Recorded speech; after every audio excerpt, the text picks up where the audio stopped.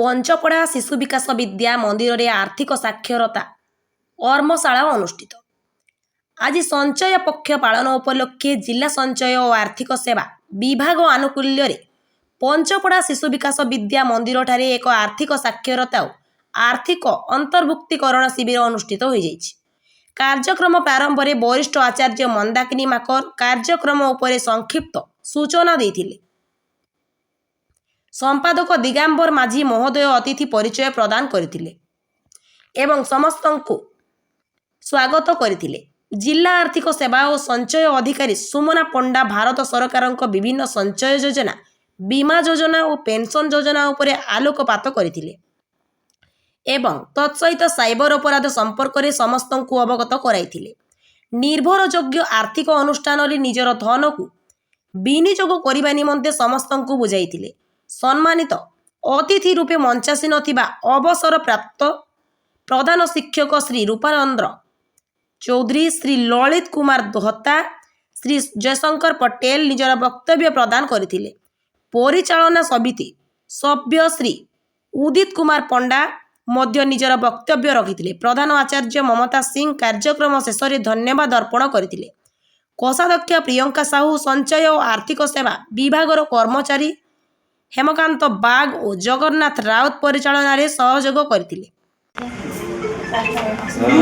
जिलापाल कार्यालय आम विभाग थी संचय आर्थिक सेवा विभाग सरपंच अधिकारी भाव में कार्यरत। आमर फाइनान्स डिपार्टमेंट तरफ इंस्ट्रक्शन अच्छी जे विभिन्न एजुकेशनल इंस्टीट्यूशंस रे एपरिक आर्थिक साक्षरता और आर्थिक अंतर्भुक्तिकरण शिविर अनुष्ठित करने इंस्ट्रक्शन अच्छी। तेणु आम चेष्टा करुचु जे जेते लोकों को आम सरकार जो जीवन बीमा योजना अच्छी बा आमर पेंशन योजना अच्छी बा संचय योजना अच्छी लोक मानू से विषय सचेतन करने को लोकों को आर्थिक अंतर्भुक्तिकरण रे अंतर्भुक्त करने को आम लक्ष्य रखुचु। धन्यवाद।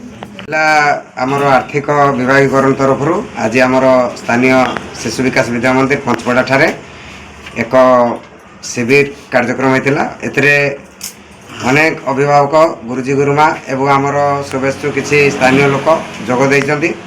आउ उक्त कार्यक्रम रे जो प्रकार सब व्यवस्था मैडम निजे उपस्थित रहीगिरी जहाँ बुझेले आ निश्चित मो भाव बुझी यही सब जिनस जाना दरकार। कहीं बर्तमान आमर एक्सीडेंट बेनिफिट कौन रोचे कि आमर संचय बीमा रे कौन लाभ रोचे मैडम बहुत टेक्निक भाव में शिविर में अल्प समय भितर बुझे आ मु भाव ये वार्ता निश्चित सबुआड़े खेली आ समस्ते सचेतन हे। आगामी पीढ़ी जो सुकन्या योजना है कि निजर छोट छुआ मान प्रति एजुकेशन केमती भल आगक पाइबे जो आर्थिक स्थिति रे माने स्वीकार होउचंदी निश्चित भाव में ये प्रकार सचेतन हेले मु भावुची आगामी पीढ़ी कौन कौन असुविधा हम ना आर्थिक स्थिति मजबूत रहा एवं आम चाहूबा शिक्षा क्षेत्र में छुआ को जो प्रकार सुजोग देवा कथा से गोटे प्रेरणादायी हो आशा करुँच। समस्त को एठारे जेहेतु उपस्थित अच्छे आउ थे धन्यवाद देगी आगक कार्यक्रम आरंभ करने। Bureau report Odia Bhaskar.